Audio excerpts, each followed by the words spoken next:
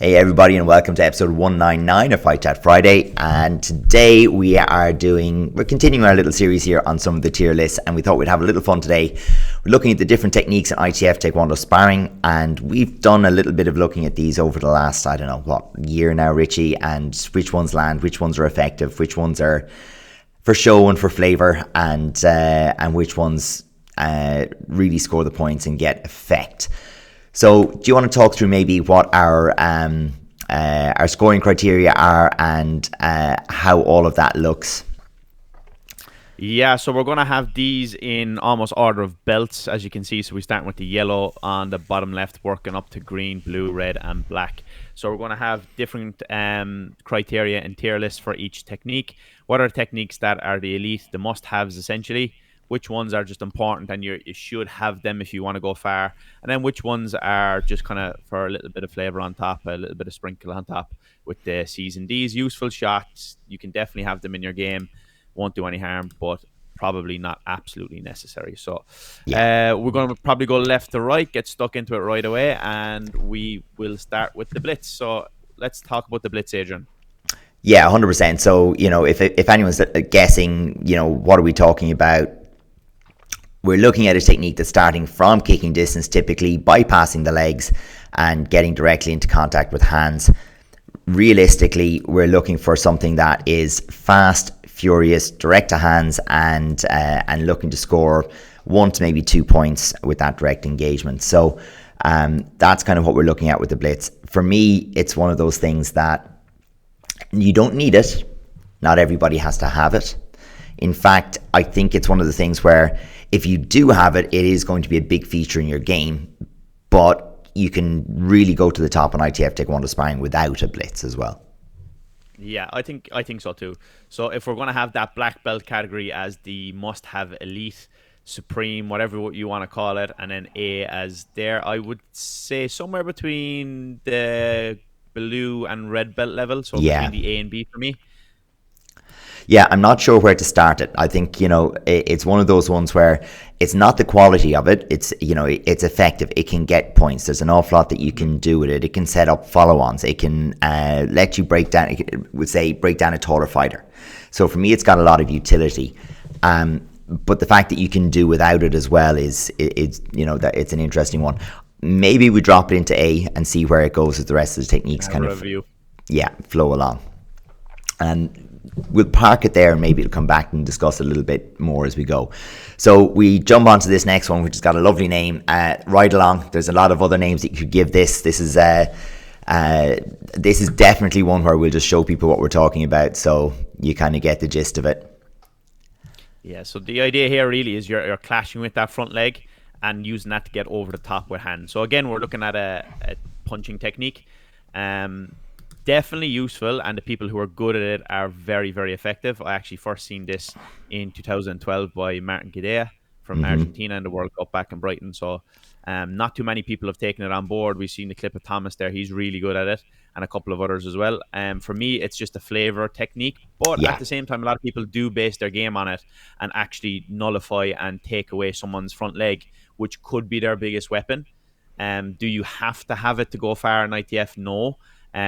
So it's definitely a juicy flavor one. So I'd have it maybe around the C range for me, the green belt stage. Yeah, no, and I'd agree with that. I think it's one of those shots where it's a great flex kind of shot if you've got it. If you've got a good read on your opponent's front leg and it suits your sparring style. So this isn't going to work for you if you like to stay in a deep stance, or if you like to be lateral. It's not really going to work. It does kind of suit fighters who are front leg dominant, who tend to spar from a slightly shorter stance, or start by carrying from distance, and it works so much better when you've already got a lead. So it's one of those shots. You can't have a Sidekick where your posture is falling away to nothing and you're completely leaning every time you lift that leg. So no, that high chamber is going to be essential in it. Okay, now something of an interesting one. I think we might put these one after the other if we talk about the hacks and the north-south axe. So the hacks being the slightly maybe more modern version of the axe kick that we're seeing, where there's a little bit of an angle on it, and the north-south being maybe the more classic version. So we can see the hacks here in this clip.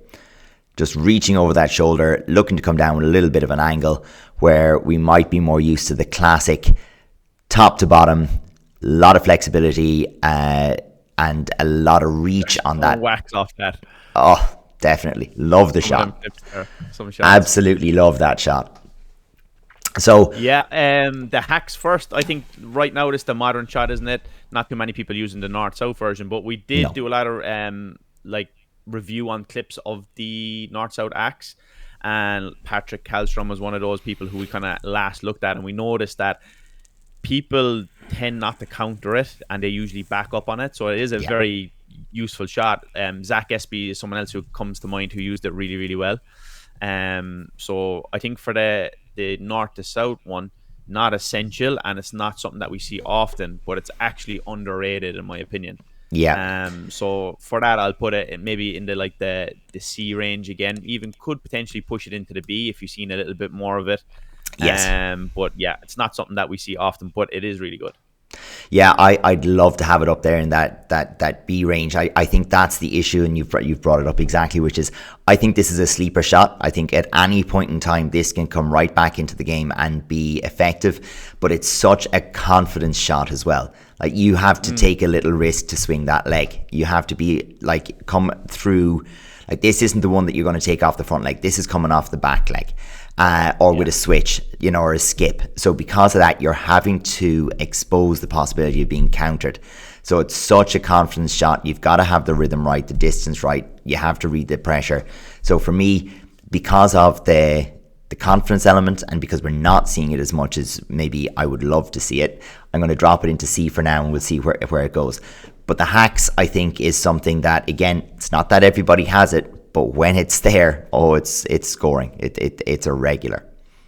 I think the difference for me is the consistency. Like, you couldn't go out with a north-south axe and just throw it for the 4 minutes, because it's not going to work and everyone knows it's coming.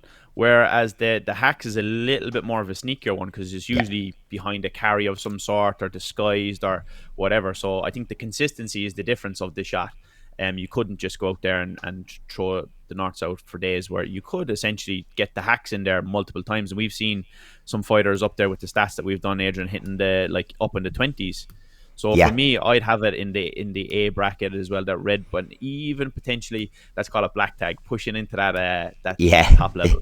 It's floating up there. So let's start by putting something up. We'll spread these categories out a little bit and start to generate that bit of discussion around it. So yeah, I do love the hacks. I mean, we have so many examples of people who are effective with it. We talked, in the last episodes about, Luke Moriarty, about Ziga, but there's so many who just sneak this one in here.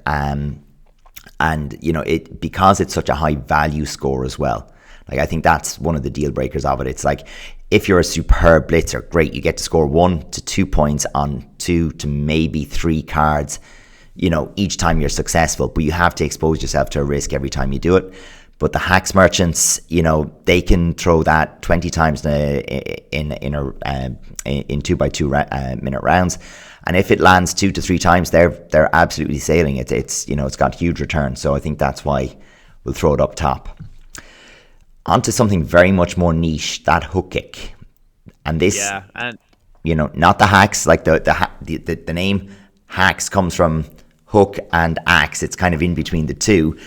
And it's kind of taken over in a lot of ways from both as a utility shot. But the classic hook kick, what do you think?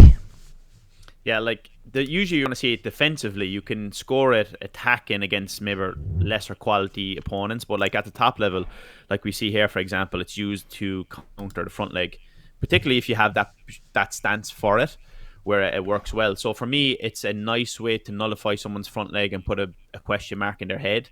Yeah. Would I base my game around it? No, you're a little bit compromised on the landing and after the shot at times, especially if they get the hands like we've seen there in that last clip. For me, I'd probably have it in that D range, and the yellow belt level for me. It's a good shot, and if you can get it, it's 3 points most of the time.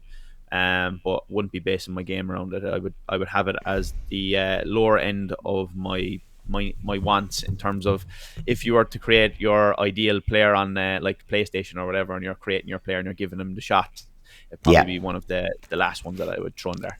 Yeah, I think it's an almost never as an attacking shot. And to add to what you were saying about it as a defensive shot, as we tend to see it these days, the other thing is it's only really coming into its own in a right-left battle. So if you're right v right or left v left, it's not really hugely helpful, because you're looking to sneak around that leg to try to get to the blindside shoulder, which is usually pretty well covered when the front leg is high. So we're looking for this to come under a leg onto the open side. And the challenge with that then, of course, as well is, hey, if the person has a half decent cover with their backhand as they go forward, there's no target there.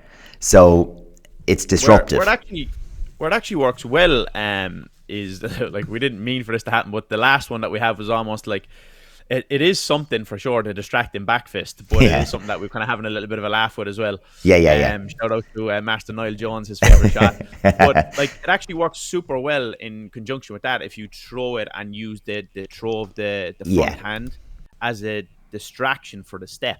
So we can see like how it works here. Anis and Red uses it, but if you can do that and at the same time step foot to foot to distract the step, so you don't see the step coming, the hook kick in an attacking form is actually a really cool shot as well.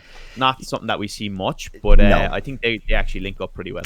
And it's the kind of thing as well, you can play with it. If you do manage to score a backhand counter, which we're coming to later, very often you can bring the hook kick from the back leg through if the person, if you can take some distance.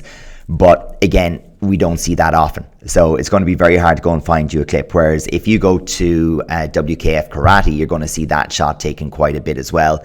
But it's because they're coming from that, Gyakuzuki, the backhand shot is so common. You're finding yourself in that almost like lunge position. It's like, well, while I'm here, I might try and take that like high shot with the hook kick and change my angle. But yeah, we haven't found a way into the game with that yet. But it's something that could emerge more over time. So next we have the back kick. So this one is more of like the circular back kick, we call it, and it's usually used to defend against kicks, more so against hands, where we have the switch back kick, which is a bit more direct. It's the knees pinched together, the knee pointing the floor and heel pointing to the sky, and the more putting the foot in between you and the opponent. So this is the first one we see Ivan from Ukraine using the circular one to come around Adam's long front leg, and it can just sneak in quite nicely there. So we see some variations of this as well. Luke McGrath used this one really, really well, and a couple of other fighters too. So this is the circular back kick. So yeah, definitely for me, it's something that is useful to have in the arsenal against someone, particularly if they have that high chamber. Like, you're going to have something to take away someone's front leg if they're really, really good with the front leg. So you're going to have something. So for me, it's probably not going to be my go-to, but would probably have it in there in that maybe that C bracket. Where would you have it? Yeah, I'm thinking C as well, and I'm putting it kind of ahead of the north-south axe kick and the ride-along in terms of the overall reach of this. It's just useful to have, and as you said, when you have a right v right in particular, or a left v left battle, you do need like something to interact with a high front leg. And you're going to be looking at a couple of shots that you can potentially look at. One is the kind of the on the spot or circular type back kick, and the other one is a reverse turning kick. If you don't have either of those shots, it kind of puts you at clashing the front leg or beating it with hands. So you want to have an option there. So I think, although I'd be putting it down into C, I think it's one that a lot of people should look at having as an option. I'm leaving it in C because I'm kind of thinking ahead to the reverse turning kick and where I want that to be, and I think that circular back kick maybe has a little less utility than the reverse turning kick across the game as a whole. Yeah, let's call it a blue tag. Yeah. The switch back kick then, and like what we're talking about, we'll get a little example from Szymon Janishevitz. We're looking at replacing your back foot with the front foot as you go, just to buy that bit of space. And for me, this is a whole other order. This is I'm torn between A and B on this one, but I'm leaning towards B. Yeah, I'm the same. I think it's a B shot for me. Like, it is a beauty, and it's an exclamation point. If you land it, you're going to put doubt in your opponent's mind. Yeah. It's going to stop them probably having a good weapon of their own blitz if they are good at it, etc. It's like there's so many good points to it. It's very visible if you get it, etc. Creates space between you and them. It's such a great shot. But it's just something that's a little bit circumstantial in terms of it has to be a particular setup Yeah. for essentially someone that's on rushing you with hands. It's not really going to come in like unless you get an absolute dud, but that's not going to be the case usually. So for me, yeah, we're going to have it in that B range, and Yeah. let's give it a push to a little bit of a red tag, so in between the A and B. Yeah, for me, I think it's like if it's used in that sense, as in that's your solution to someone who has a so-so blitz.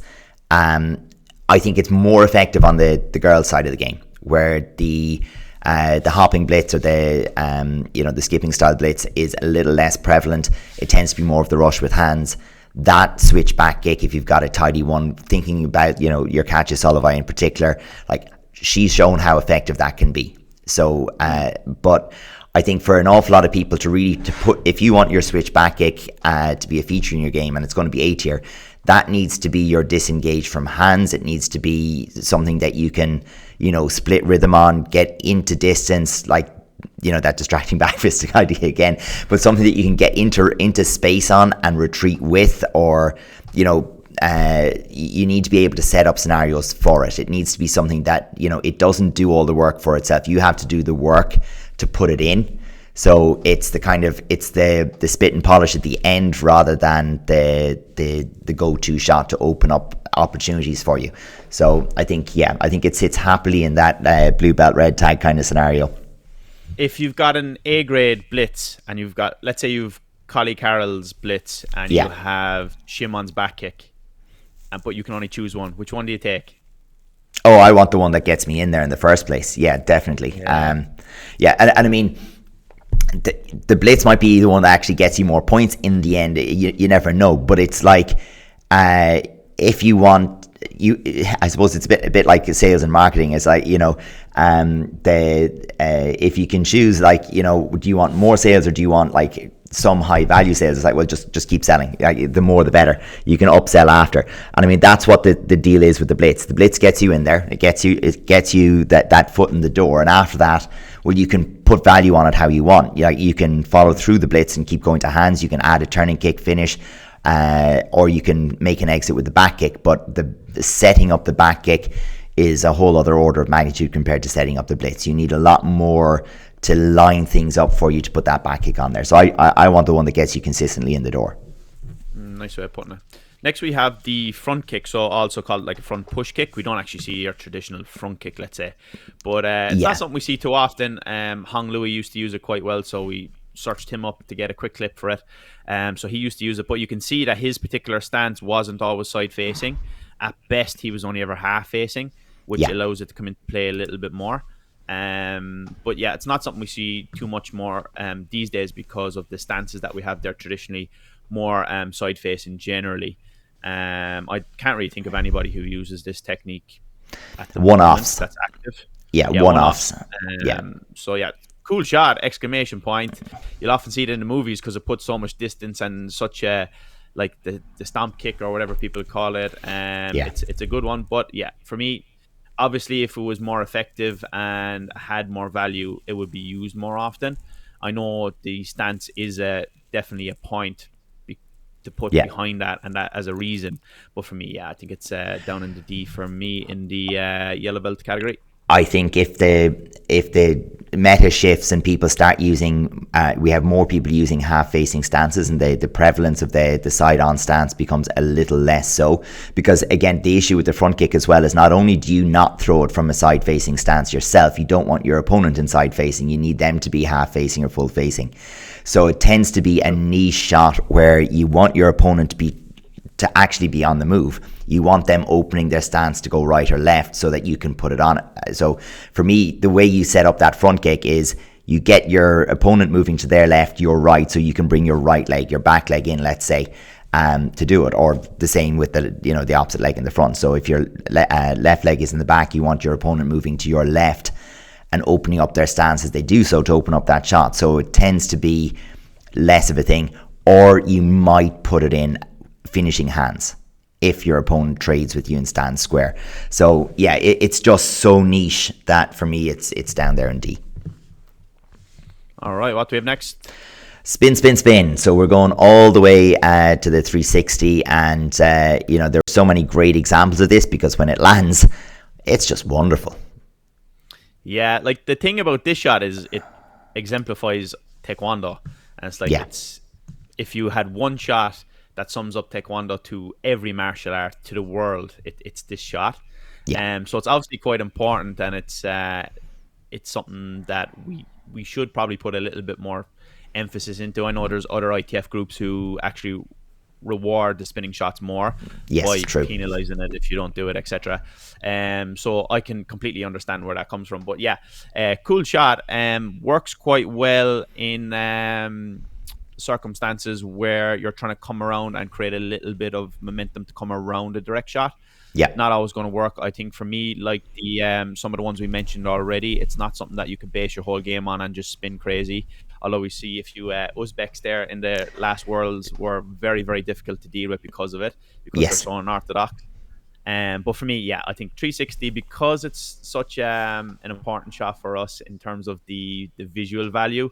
I'll put it in the green, but realistically, it's probably down in the yellow range.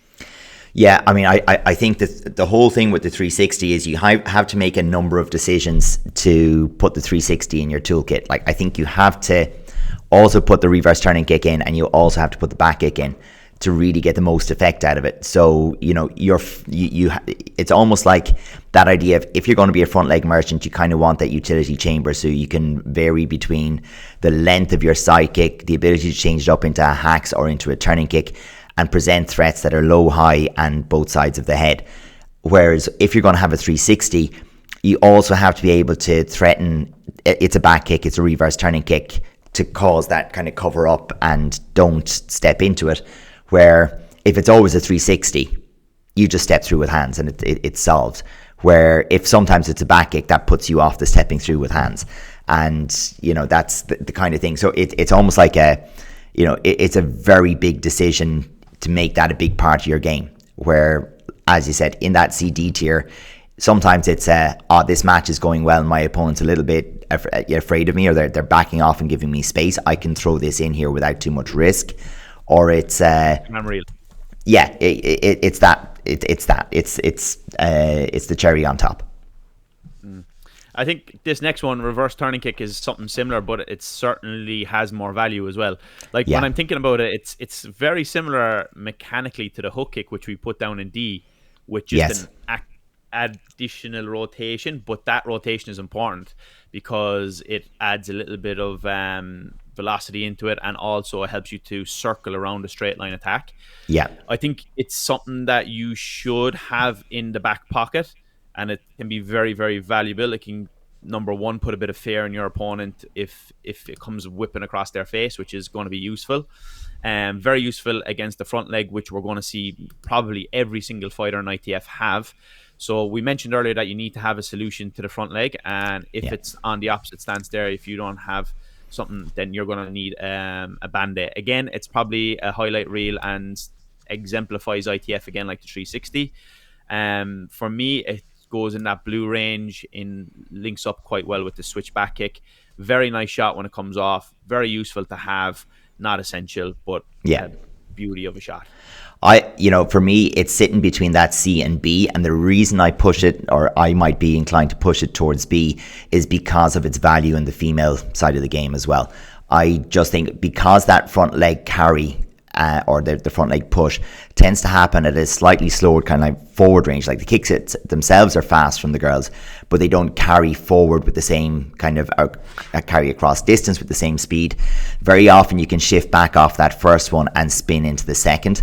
And so because of that, it solves that high leg problem for a lot of girls as well. So I think just because it has that problem solving ability, or at least the threat of it, helps to resolve a problem, which is very, very helpful. And you'd always find, I mean, this is from myself as a coach, not everyone you train is super happy to go rush into hands or trying to beat the front leg with hands. So having a leg-based solution to the front leg being up there can be useful as well. And of course, you can use it yourself after hands as well. Yeah. So it's not just like it's a one-trick pony. It's a shot you can use flowing with other shots. With you said earlier, the 360, you Yeah. can use it after hands. You can link it up with other shots quite well. So because of that, I think they should get a little bit more value. Whereas other shots, they're a little bit more unique in how you can use them. So I think it's a bit more versatile. Okay, so we're going to maybe jump into the range of sidekicks, and maybe we jump between we've kind of put three of them together here in a bit of a mix. So lead leg sidekick, defensive sidekick, and stop sidekick. So we might have to have a look at the examples maybe before we go placing those to kind of get across the idea of what are we talking about. So lead leg sidekick first, Richie. Yeah, so this is more an attacking one. So we see Adam Shelley here use it quite well, and he used to pull that knee back to really use that knee and use the leg to be aggressive, which is important. There's different variations in this short clip. We see him carrying and pulling the knee back and driving at you, and then we see lifting longer initially to get that what we call the joust sidekick. But either way, it's still a lead leg attacking sidekick, just with some variation. For me, this one then we would call this the defensive sidekick, and it's almost like the jump away sidekick. So Yeah. you need to jump back to create space. Essentially, it's like a switch back kick without the turn or the rotation. Very clear if you can get it, but you do step out. This one more of a stop sidekick, whereas it's so long, so clear, and the distance is good that you don't have to back up to give space to get it. So obviously they need to be coming from a little bit more of a further distance, and you need to be in tune with your timing there. So these ones very, very effective. Obviously, they're probably the kicks we see most in ITF at the moment. Lead leg sidekick for me, if you don't have it, it's going to be something that you're going to be struggling with in terms of, let's flip that on its head and put it a different way. If you have one of these and have nothing else, you can still become a champion. Yeah. And Without it, you're sparring on hard mode. Yeah, for sure. For me, this is the up there with the best black belt level stuff in terms of not, you don't need a black belt to throw it, but in terms of our tier list, it's the black belt level. Yeah, sometimes when it comes to the tier list, you almost want to watch it the other way around. It's like, look, you need to put the black belt level stuff here in from the beginning. You need to build that into your game as early as you possibly can. Some of the D tier yellow belt stuff is kind of like, well, okay, maybe you start to add these things in if everything else is going well. Yeah. But yeah, the lead leg sidekick, very, very important. You need to have it. You need to have it to keep safe. You need to have it to attack. You need to have it to be able to control distance. So it's the ultimate shot that you need to be able to be successful in at least modern ITF sparring. It wasn't always the case. It was always a feature for sure, but it wasn't always the main staple of everyone's game. So I think that because of that reason, it has to be the top dog of all the shots we have. Yeah, and I think this is a criteria thing where you look at this shot and you're going, well, okay, at different times, depending on what was scoring well, it became more or less important. So when you were getting the extra point for your jumping techniques and a jumping punch was getting you 2 points, there was a trade-off where it's like, it might be worth going more half-facing, more sideways in order to get that, the bonus of the jumping punches. By the same token, if a side kick to the body is only worth 1 point, that changes the dynamics of it completely again, and you now need to get into more flow. So as it currently stands, with that kick to the body being worth 2 points and the side kick being the most kind of safe version of that to float out there, added to its just general utility for creating movement, putting up a fence, setting up follow-on shots, yeah, I'm completely in agreement there. A little bit different on the two variations on the defensive side though. Yeah, so obviously we don't want to be giving away ground, but at the same time, it's probably the one that we see more often, because when you back up, you're going to have to give space. It's only normal. We don't want to give space, but it's going to be essential thing to do. I think because of that, then it allows you to recover a little bit better if you do land inside the ring. So I think this is more of a conditional one. If you give away an exit, not ideal. But then on the flip side, if you're winning a match and it buys you a little bit of time because of the exit. So yeah, it has some utility. Defensive sidekick, very important shot. For me, it has to go in the A list. Yeah. Sorry, the A list is where we're going to have the defensive sidekick. And because it's more often that we see the defensive one, and it's used more, I think it just slightly goes ahead of the stop sidekick. The stop sidekick is ideal situation, but it doesn't always come off. And I think at the higher level, your distance isn't going to be so great that you're going to be able to have the luxury to use it. Yeah, your opponent will mess with your distance more, and you'll have to probably budget a little bit of a safety margin into it, which is where that defensive sidekick conceding ground comes in. That's just giving you the little bit of a safety margin. But you know what? The stop sidekick, super effective. It's definitely more effective when you pull it off at the correct distance than the defensive sidekick. Opens up other options. Very, very clear score.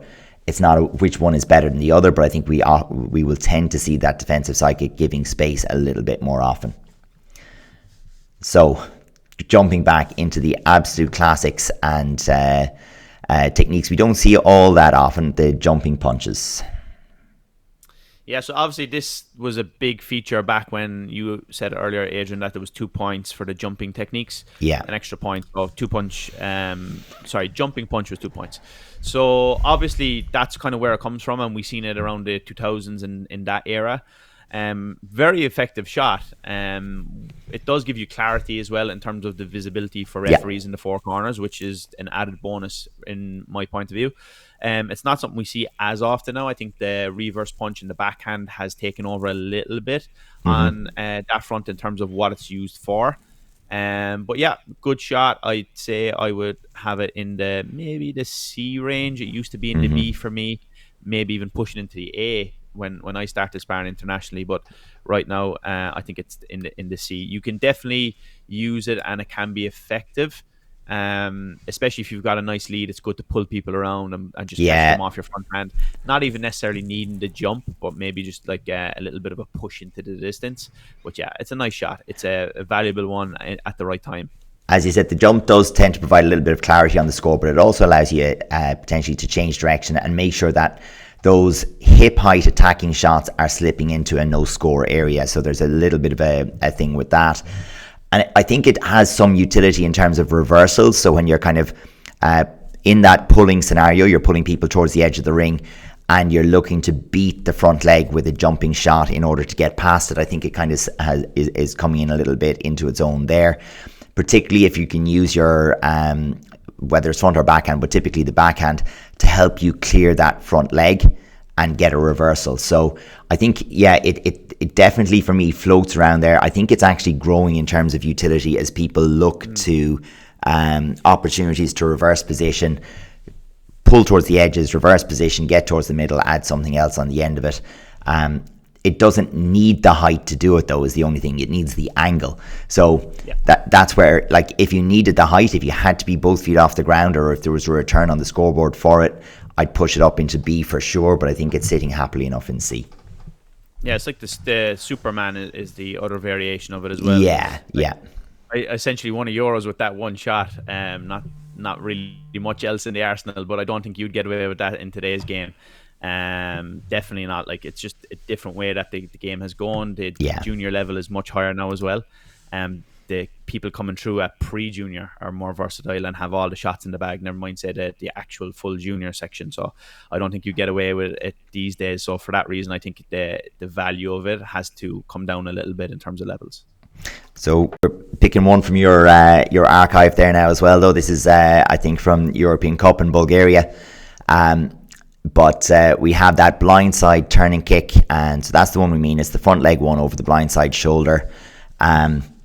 Again, this one, a super effective scoring shot, but it does have a couple of criteria to it. So this is obviously much more effective for left-legged fighters in particular, because they almost always get to put it over the blindside shoulder of a right-sided fighter. But more generally, you need to have opposite legs in front to really have this be the most effective that it can be. Yeah, it was like one of the main staples in my game, and to be honest, I probably hit the back and the shoulder more often than not. So like when it comes off, it's a great shot. 3 points are great. I didn't have the luxury of the hacks kick really because of the way it went. Usually it was the opposite stances. So that was my version of the value of the hacks for me essentially. It was good to be able to just come over that shoulder and to threaten against their front leg as well, and just time the drop of their leg, etc. But I don't think it's something to base your game around on, even though I probably did. And that says what it is as well. But yeah, I think it's in that maybe that C range pushing into B, but when you look at the Bs there for me, switch back kick, stop side kick, they're way more valuable, I think, than the blindside. So I think it has to go on the C. For me, I would tend to push it up just that little bit to top of B, only because like we do see a fair number of left-sided fighters when it comes to the top level. So we do see a disproportionate, compared to the number of them there are, disproportionate high number end up going to European and World Championships and being seen there. And it gives you a nice, easy follow-on to what we've put in the front, that top tier in terms of the lead leg sidekick and even the blitz, that side of things. It doubles up well sometimes with the defensive sidekicks, with the stop sidekicks, where, you know, it becomes you're either your lead leg sidekick into the blind side or your stop sidekick into blind side. So it's an interesting one. Maybe it's somewhere between B and C. I don't know exactly where it should live, but C is a bit busy at the moment, so I'm throwing it into B. Yeah. Two touch. This is a dinger. If you can land this, yeah, 100%. Top level people. I think we have a clip of this as well. And showcases the quality of the guy who pulled it off. I think Vitaly did it here, obviously, and I think Magomed actually did it as well in that same Euros, if I'm not mistaken. So, yeah, it's a champion shot for sure. Most people can't pull it off, which is should give it a little bit more validity in its own right. So, is it useful? Yes. Is it necessary? No. Is it a cool shot? Definitely yes. So like it probably goes in D in terms of ranking it, but it's a savage shot. If you can pull this off, you're definitely no slouch. You can move around pretty well and dictate the ring to your own accord usually if you're able to pull this shot off. Yeah, it does again have a couple of pre-existing conditions to it as well, which is why, you know, it's not something that everybody can find the space for or the need for. You do need to be inviting somebody else on with hands. There needs to be a reason for them to do it, which means, you know, you've got a lot of preconditions before this really becomes an effective shot, and then your timing needs to be immaculate, and then your agility needs to be there, and your speed of change needs to be there, and so on. So like I think it's just one of those ones where a little bit like when you land a 360, a clean reverse turning kick, you know, it's up there in the go-to shots for your highlight reel. Everybody will want one, you know, along their Taekwondo career, on their Instagram highlights or whatever at some point in time. But it's probably not going to be the thing that puts you into the top tier of fighters or wins you championships. It's just that creme de la creme. You know, you know, if it happens, you absolutely hope there's someone standing there with a camera. Yeah, or else it's just live stream right in the corner for you. There you go. There you go. Front leg carry. In terms of what it's used for these days, it's used for me to set up other shots, be it your sidekick direct, be it your hacks, be it your blitz, and also to, especially in the female game, maybe to control a little bit of the distance and a little bit of ring position more so than anything. Dial here actually used it really well to actually use his front leg sidekick with it. So he carries with a bit more intent than we generally see, which is something that I really like. In terms of its use versus its return, it's probably not one of the most efficient ones we have. No. But still, if you take it away, you're going to be limiting yourself a lot, which is something that you have to consider, and especially how you link it up with other shots. So because of that, I would have it maybe in the B range. It's like it's certainly useful, but it's not something that you can do in and of itself. I don't think it's the thing that defines you as a quality fighter. But I think you really have to be like, there's very few people who are effective without the ability to use something like the front leg carry to regain space. And if every shot you throw is an actual shot, you become quite counterable and predictable. Yeah. So it's a very useful thing to have. It's not necessarily the highest skill, because a front leg carry can be effective even if it doesn't cover a lot of space. Even if it is, you know, if it isn't able to shift from high to low or to cover distance massively, it's still useful. Even in like a single shifting or just a double flick, it's still very useful just to be able to push back into an empty carry from somebody else and maintain your space in the ring. So I just think it's got utility. Almost everybody has it or has at least access to it, and it gets use. it isn't the thing that's going to make you top dog, but it's up there. It's useful.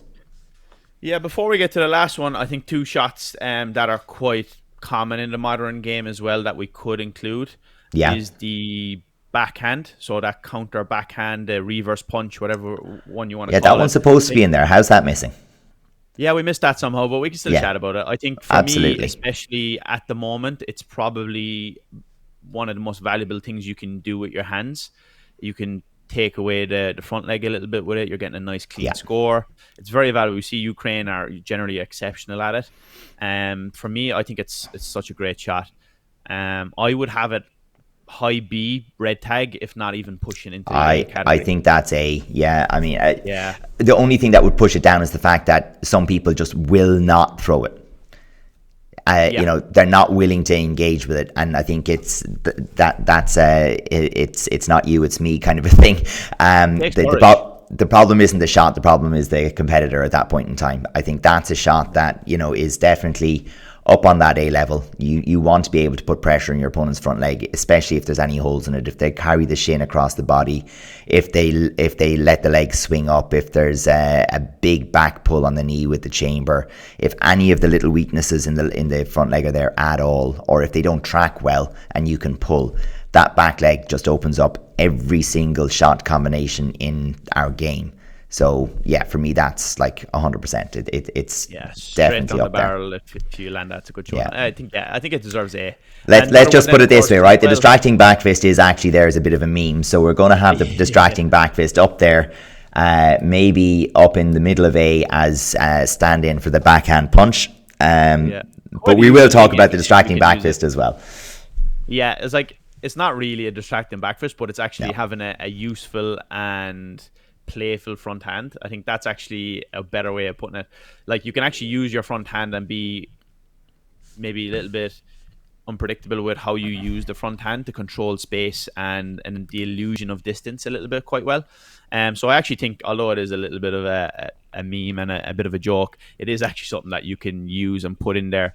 Are you going to win Euros and Worlds with it? Absolutely not. But it is a little bit of flavor that you can put it in there before and after some other shots as well. Of course, besides that, we have the turning kick as well, which we see the back leg counter turning kick is a big one that we see at the moment. I think that's something that is coming in more and more. I would have that probably in the B range because it's similar to the reverse turning kick in terms of the amount of return it can get. It can take away someone's front leg on that opposite stance. So if you have one, it's nice to have the other. So you have the reverse turning kick when you're leading right with right or left with left, and then when you have the other stance, then it's nice to come in off that back leg, come right underneath their kick as well. So that's another one that we do you know what and between those two shots, I don't know, because I'm pretty sure we actually prepared them. That must have been something in the download. They didn't end up in the final mix, but that turning kick for me is massive as well, and that's potentially the S tier for me. It's not A, it's S, and the reason for that is and the reason for it is it's the finisher. It's the one that that lets you maximize the scores. It's the one that lets you add value to that lead sidekick, to that hacks, to that blitz. Because it's the one that you put on the end. It's when we were looking at our stats, when we have that like first in, last out kind of statistic, and we're looking at that. Very often, that last shot thrown that puts the stamp on the end of it and says, "I won that exchange," it's a basic turning kick to the body. It's not even like a super thing. I think that's the one that needs to, that is one that absolutely needs to be in there. We'll have to doctor the file afterwards and add that one in.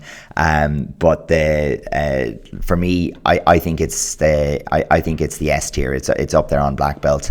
I think if you go through the game without putting a finishing shot on things, you're just leaving so much money on the table. If we go back to that business analogy, you just can't afford to be leaving those exchanges without trying to get the last points that are available on it. So yeah, for me, that turning kick, it's not the one that gets you into the winning position. It's the one that lets you take advantage of all of the hard work that you've done to secure that win.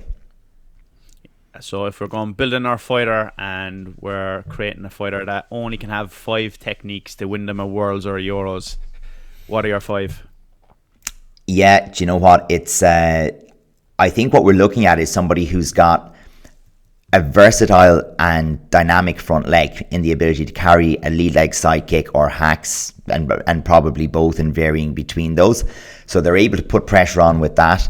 They can vary that and make it really, really difficult to judge what you're going to have to defend against by alternating and putting a blitz in every now and again as a secondary shot. I think that creates the threat profile.